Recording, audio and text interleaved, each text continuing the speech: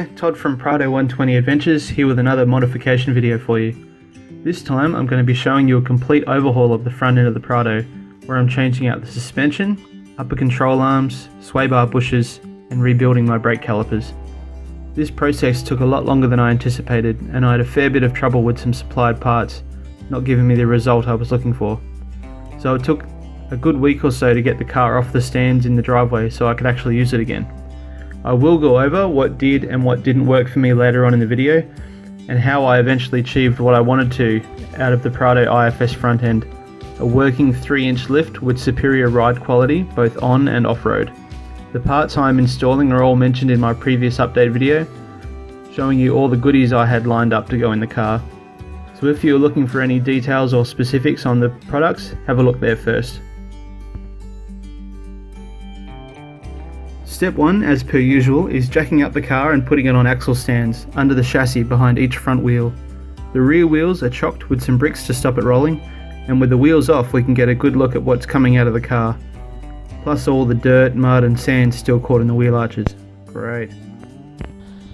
So here you can see where the front sway bar bushes are, just here.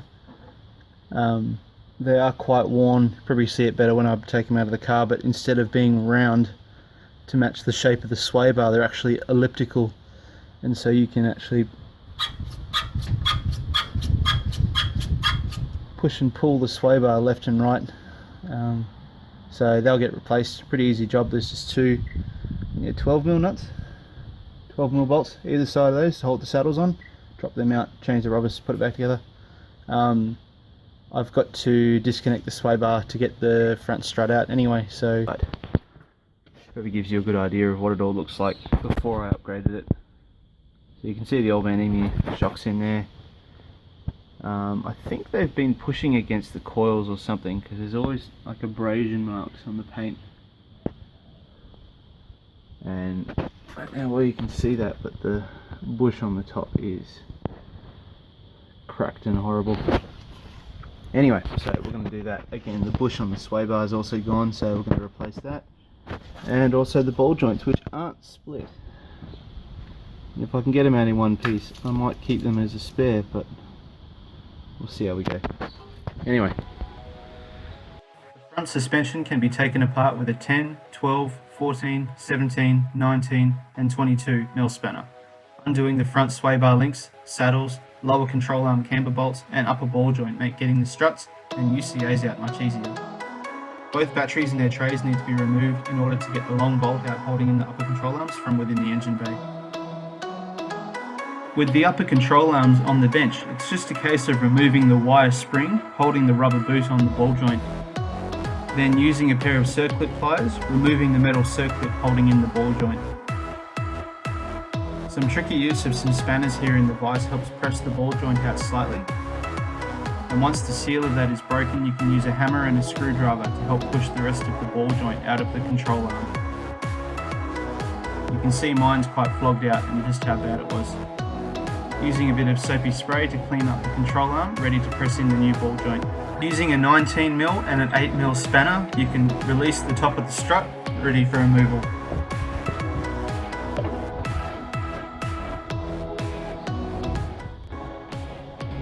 This eyelet at the bottom is completely worn through, so every time you go over a bump, there's metal on metal contact with the eyelet and the actual shaft of the shock.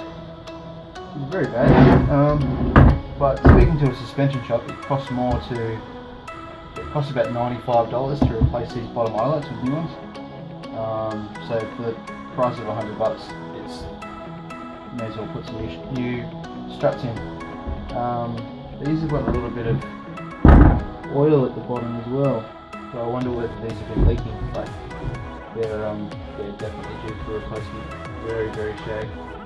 So we're going to start building the other ones up and put these in the bin.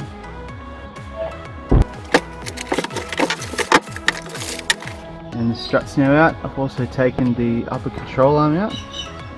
That was fun. That meant that my second battery and battery tray had to come out. So there's the old man Emu one versus the Superior Engineering one. You line these eyelets up What's that, 18? Maybe like 17 mil on there. 25. And this one's actually got a bearing, a spherical bearing that moves around. Whereas the old man any one comes with like a rubber bush with a metal sleeve. That there is the swaybar bush. You can see where that rubs on the metal. It's not even straight. It's been smushed that much. And that hole in there is like elliptical. There's a crack in the top. I don't know if you can see that. That's cracked and it's all horrible. So new ones should stop the squeaking. And there's the upper control arm. That's the whole unit there.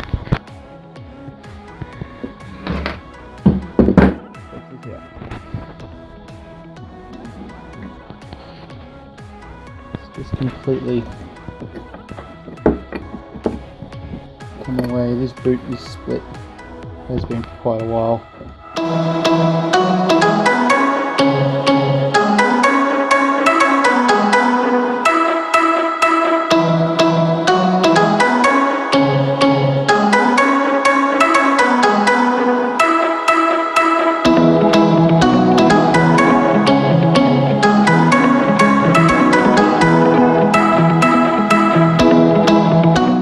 Ta-da!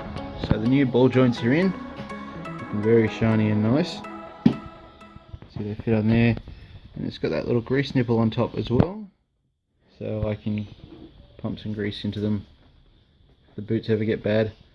They were a pretty easy fit. I mean, getting the old ones out because they were sort of rusted and corroded was probably the hardest bit, but once they were out, took a bit of effort with the vise, but once they were out, it's more just a case of getting these in. I should have known that I needed to take this rubber boot off first before I fitted them, because I basically pressed it in with the rubber boot on and tore a little bit of the edge off, and the little snap ring that holds the thing on, so I've had to use a cable tie to hold that rubber boot on. It does sit in a groove in the actual ball joint, so it's not the end of the world. It will stay there, but the cable tie will just help it to stay there. And even if it does move around, I can still pump it full of grease without taking it off. So yeah, pretty happy with that. So that arm's ready to go back in. I am just going to touch up the paint on it, because I don't know if you can see that, but there's a little bit of a scratch mark where my tyres under full compression and hard turning, they do rub on the upper arms a little bit. So I'm just going to touch them up with a bit of black paint, and then when I fit them I'll be able to tell whether this has made a difference for that problem. Also just makes them look a little bit nicer as well. Could paint them red, make them move faster, but I don't know if I have enough red paint. That's the old ball joint there. It's all pretty yucky. Very, very worn and gone. And the reason I've showed you before, but this boot was completely split. And it had been for about, probably 6 to 8 months. And I just went, oh well, it's, you know, still there, should be alright, but yeah, should have got to it sooner. Anyway, but all done now.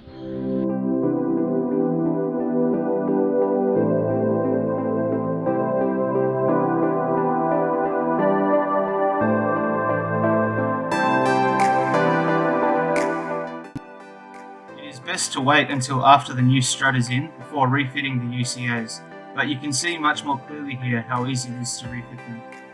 The long bolt needs to be already in the engine bay, ready to go in, or have an assistant to hold it in place for you. The arm is simply lifted into position, and the bolt with the 2 concave washers is inserted in the correct spot. Then use 2 19mm spanners to loosely tighten the nut. Wait until the car is on the ground to tighten fully to prevent binding the rubber bushes without the load of the car on them. The installation of the front struts is easy once they are assembled, meaning that the strut top is fitted to the top of the strut with the spring compressed inside. This requires either a set of spring compressors or a workshop with a strut building machine, but it can also be done using the lower control arm with a jack underneath to compress the spring against the strut tower in the wheel arch. I will make a video in the future showing this in detail, but for now here's the assembled front strut being installed. It is first lifted into place, and the 3 nuts used on the strut tops to hold the whole thing there. These just need to be tightened a few threads for now. Once this is done, the strut is hanging there, and the lower control arm, which is hanging loose without the two 17mm bolts holding it to the lower ball joint, can be swung back up to meet the bottom eyelet of the strut. A jack under the control arm helps make this easier. Then, using a screwdriver, the eyelet can be lined up with the bolt hole in the control arm before the strut bolt is reinserted. The nut on the bolt can be tightened on this strut, as the bush is a steel bearing and cannot suffer from binding like rubber bushes can. From here, the UCA can be reinstalled as previously described, first sliding the long bolt through the strut tower and control arm, then loosely fitting the washer and nut. Then the upper ball joint can be reinserted and the castle nut wound on softly to prevent it from falling off. Once this is done, the two large 17mm bolts can be used to align the hub to the lower control arm once again. I needed to use a jack to raise and lower the hub to allow for the bolts to be threaded back in. The two surfaces must be completely square to each other in order to get the bolts to start threading. These can be tightened up using a thread locker like Loctite to stop them from coming loose. These are not bolts you want to fall out while driving, trust me. With everything back together, you can get a glimpse of how the new strut will look in its new home.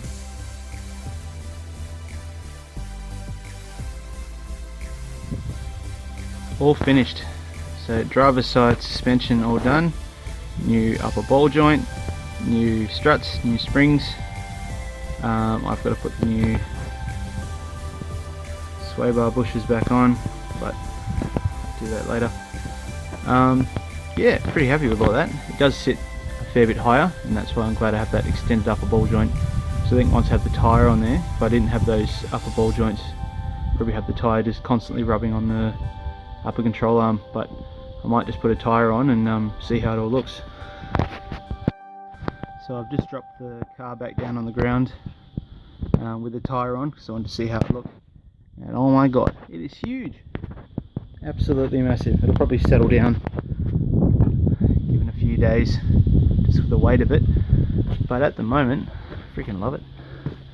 You can see there control arms are a much better angle than they were before. They used to be the ball joint was a lot lower, and as such you can see the gap between the tyre and the control arm was much less, and now there's heaps of room there. So pretty happy with that. Drive shafts are on a bit of an angle. That said, I mean the tyre is not going to droop much more than this, so while it probably doesn't look that great, it's not going to get any worse. Whereas if you had something with like a 2-inch lift, you would still have droop, so you wouldn't be able to tell much from the angle of the drive shaft, but that doesn't look too bad to me, so we'll drive it, and if it breaks, it breaks. You know, drive shaft's easy to change. So yeah. So here we have the saddle that holds the sway bar onto the front of the chassis. It's a saddle shape like that, it's got a cut out there. Usually these will have a rubber like that, where the sway bar will go through, it gets fitted around, sits in, holds it like that. But as you can see from this one, that circle is now elliptical. It's quite misshapen. It's been in there for 14 years, so not really surprising. And it's also split along the top, so it's flexing more than it should. So what I've got here, some brand new ones. So you can see there just how elongated that hole has become. And these are, yeah, brand new replacements, so they'll sit in there and stop the sway bar from moving around so much. So we're going to fit them up now.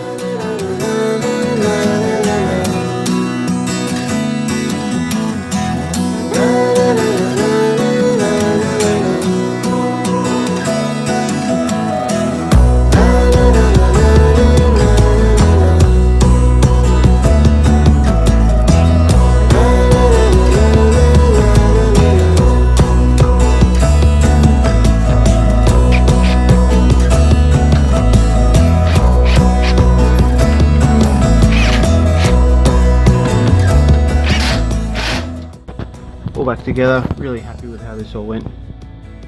It was a bit more work involved, but I've never done this before, and sometimes when you're at home, and especially with your own tools and bits and pieces, it takes a while to figure out how to actually do something with the equipment you have. But we got there in the end. Struts all in, extended ball joints, freshened everything up, all nice and sticky. So yeah, pretty happy. So we'll drop it back down its wheels and see how it looks.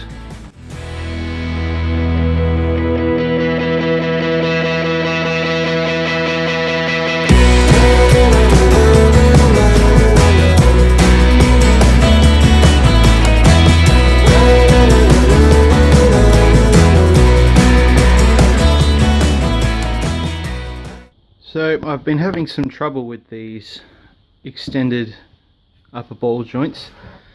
When they're in the car and everything's fitted up, it's back on axle stands now, it had like wicked toe in.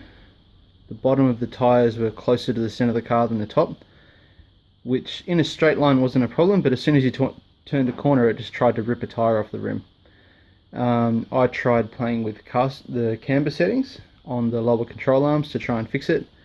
I went about every 30 degrees just to try it, and then I drive out of the driveway. Nope, still a problem. Drive back in, change it again. No change whatsoever. So the bottom camber bolts weren't adjusting it. I spoke to some suspension shops. I spoke to Ape Suspension in Wangara, and I spoke to Malaga Suspensions in Malaga here in Perth, and they both confirmed that these upper ball joints are not very good news. So my experience with them has not been good, and my research has not been that good.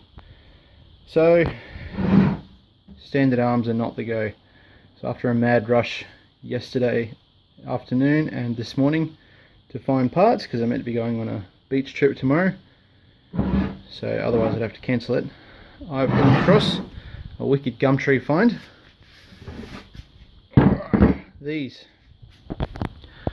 are adjustable upper control arms from Performance Suspension, PSR, heavy duty. These are drop forged. They're adjustable by these rods at the back here, so you can actually just undo that. Well, you undo the tensioning bolt first, let that off, and then wind this in and out, and that will give you the adjustment left and right rather than adjusting the ball joint. And there are a few different types out there that you can get for adjustable arms. You can get ones like Superior Engineering. They have a spherical ball joint in the end here, which sort of allows for more movement in the arm, and so you can adjust it more. You have the ones from like Super Pro, which have a sliding ball joint in the arm, which allows for caster and adjustment. Or there's these ones, which are your third option, and from my research I found that these were probably the best to go with. They're a hell of a lot stronger and thicker, and also they don't come out as far on the ends, you know, this big knurling on the end. So if down the track I want to run some bigger tyres, then they'll get out the way a lot more, and it should also help with the rubbing. So I got these second hand, brand new from PSR. They're I think $7.50 or something. I got these, they're 6 months old, so they got a little bit of surface rust on them, but I got these for $400. And when you're looking at new ball joints, even just to go back to standard ball joints to get some new ones, they were I think $85 each.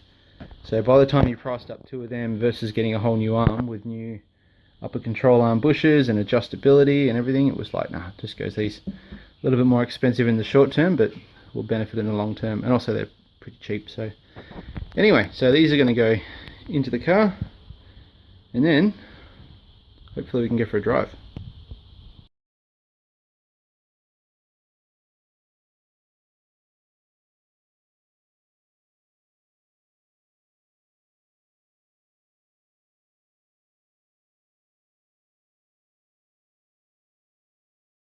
So there it is. Hope you enjoyed this episode of Prado 120 Adventures, showing you how I overhauled the front end of the Prado.